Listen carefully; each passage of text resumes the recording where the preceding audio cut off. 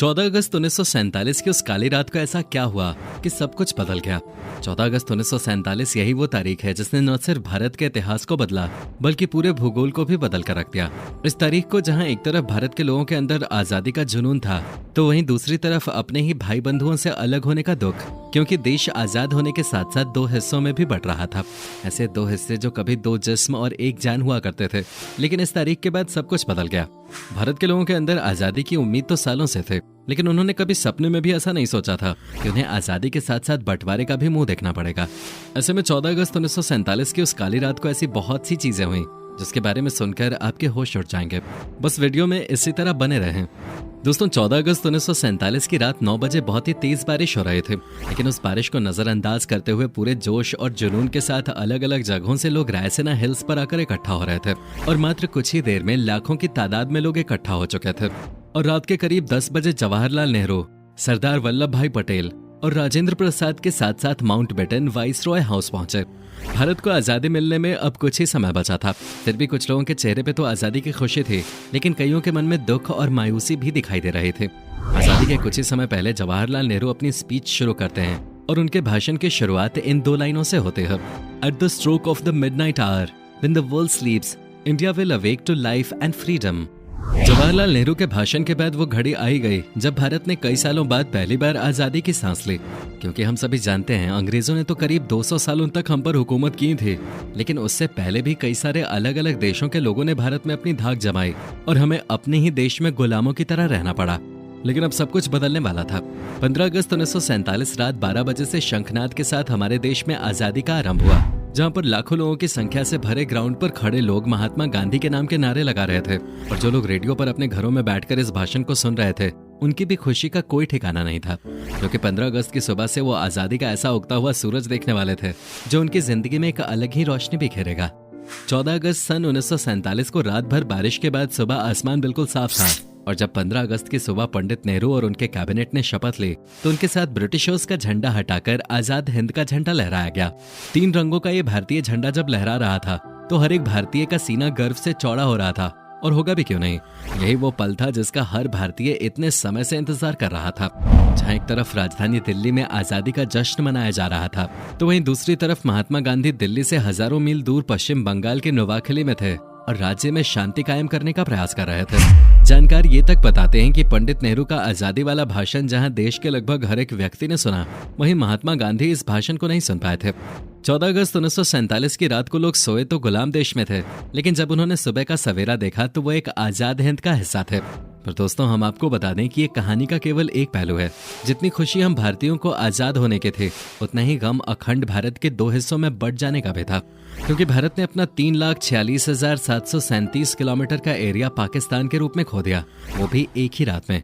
और दुख इस भौगोलिक बदलाव का नहीं था, बल्कि दुख तो इस बात का था कि जो हिंदू मुसलमान साथ में बैठकर आजादी की कस्में खाते थे, वही आज एक दूसरे की जान के दुश्मन बने पड़े थे। बंटवारे का जुनून लोगों के अंदर इतना ज्यादा उबाल मार रहा था कि एक ही झटके में करोड़ों लोग भारत से अलग हो गए। क्योंकि दोस्तों, 14 अगस्त साल 1947 की रात को भारत और पाकिस्तान का बंटवारा हुआ था और भारत दो हिस्सों में बंट गया था, जिसमें से एक हिस्सा तो पाकिस्तान के नाम से जाना जाता है और दूसरा हिस्सा हिंदुस्तान के नाम से मशहूर है। पर दोस्तों, ये बंटवारा इतना भी आसान नहीं था।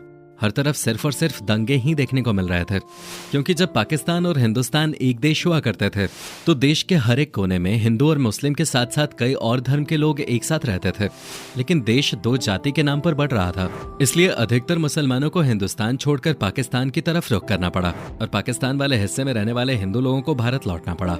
लेकिन यहाँ दंगे इस बात के हो रहे थे कि बहुत से लोगों के मन में ये धारणा थी कि पाकिस्तान में केवल मुसलमान ही रहेंगे, वहाँ कोई भी हिंदू नहीं रह सकता। इसलिए अगर कोई हिंदू पाकिस्तान में बनाए अपने घर बार को छोड़कर हिंदुस्तान की तरफ नहीं आना चाहता था, तब भी उसे डराया धमकाया जाता था। यहाँ तक कि खून की लाशें बिछ रही थी। हर तरफ सिर्फ और सिर्फ खून ही खून नजर आ रहा था। और भारत में भी कुछ ऐसा ही हाल था। लोगों ने धर्म और जाति के नाम पर हथियार उठा लिए थे। इसलिए बहुत से लोगों को मजबूरी में न चाहते हुए भी अपना सब कुछ छोड़कर, अपनी जीवन भर की पूंजी को छोड़कर दूसरे देश की तरफ रुख करना पड़ा और ऐसे में उनके कई सारे अपने उनसे बिछड़ भी गए। अगर आप आजादी पर बनी फिल्मों को देखेंगे तो आपको ये एहसास होगा कि जिस समय बंटवारा हुआ था उस समय दोनों ही देशों के हालात बहुत ही ज्यादा बुरे थे। कुछ ही हफ्तों के अंदर लाखों लोग ऐसे ही मर गए पाकिस्तान और हिंदुस्तान के बीच आने जाने वाली ट्रेनों में लोगों की लाशें लादकर एक देश से दूसरे देश भेजी जा रही थी। बंटवारे के इतने खतरनाक दृश्यों के बारे में सुनने के बाद आपके मन में यही सवाल चल रहा होगा कि अगर बंटवारे के परिणाम इतने ही घातक थे तो भला बंटवारा करवाया ही क्यों गया। तो दोस्तों आपको बता दें कि ये पूरा खेल अंग्रेजों का ही रचा हुआ था। 18वीं शताब्दी के अंत तक अंग्रेजों को यह अंदाजा हो गया था कि भारत के लोगों के अंदर आजादी की आग लग चुकी है जो इतनी आसानी से तो नहीं बुझेगी। इसलिए बढ़ते समय के साथ उन्हें भी ये समझ में आ गया था कि अब वो चाहकर भी भारत पर अपना कब्जा नहीं कर सकते, वरना उन्हें लेने के देने पड़ जाएंगे। इसलिए अंग्रेजों ने माउंटबेटन को आखिरी वॉइसरॉय बनाया था। लेकिन अंग्रेज ये भी नहीं चाहते थे कि उनके भारत से चले जाने के बाद भारत के लोग चैन की नींद सोएं। उन्हें तो भारत को तबाह करना था, इसलिए उन्होंने डिवाइड एंड रूल का खेल खेला। अंग्रेज ये बात जानते थे कि भारत को अगर कोई चीज तोड़ सकती है तो वो केवल धर्म है। यहाँ रहने वाले लोग अपने धर्म को लेकर कुछ ज्यादा ही संजीदा हैं और इसलिए अंग्रेजों ने हिंदू और मुसलमानों के बीच फूट डालनी शुरू कर दी और उसी का नतीजा हम सब आज तक भुगत रहे हैं। वरना आजादी से पहले तो हम सभी भाइयों की तरह साथ खाते और साथ रहते थे, परंतु जैसे जैसे आजादी के दिन नजदीक आने लगे वैसे वैसे हिंदू और मुसलमानों के बीच जंग की आग बढ़ने लगे। हालांकि इस जंग का एक और पहलू भी था।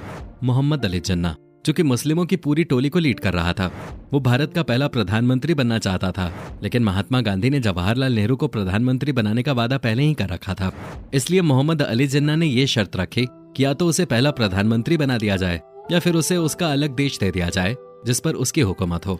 अब इसे प्रधानमंत्री बना पाना तो नामुमकिन था, इसलिए भारत को 2 हिस्सों में बांट दिया गया। दोस्तों हम आपको बता दें कि भारत को आजाद करने की बात बहुत पहले से ही चल रही थी और यही वजह है कि ब्रिटिशर्स ने माउंटबेटन को भारत का आखिरी वॉइसरॉय बनाया ताकि इसके बाद भारत को एक आजाद देश घोषित कर दिया जाए। पर भारत और पाकिस्तान के लोग आपस में ही लड़ने में लगे हुए थे और इतनी बड़ी संख्या में भारतीयों को लड़ते हुए देखकर ब्रिटिशर्स के सीने में जो ठंडक पहुंच रही थी इसे शब्दों में बयां नहीं किया जा सकता, क्योंकि जो ब्रिटिशर्स चाहते थे वो हो रहा था। असल में ब्रिटिशर्स ये चाहते थे कि उनके जाने के बाद जब भारत में हर तरफ तबाही मचे तो पूरी दुनिया को ये लगे कि ब्रिटिशर्स ने भारत को बहुत अच्छे से संभाला और जब भारत आजाद हुआ तो पूरी तरह से बिखर कर रह गया। और इन ब्रिटिशर्स की ये सोच पूरी तरह कामयाब भी हुई। आजादी के काफी लंबे समय तक भारत को गरीबी की मार झेलनी पड़ी।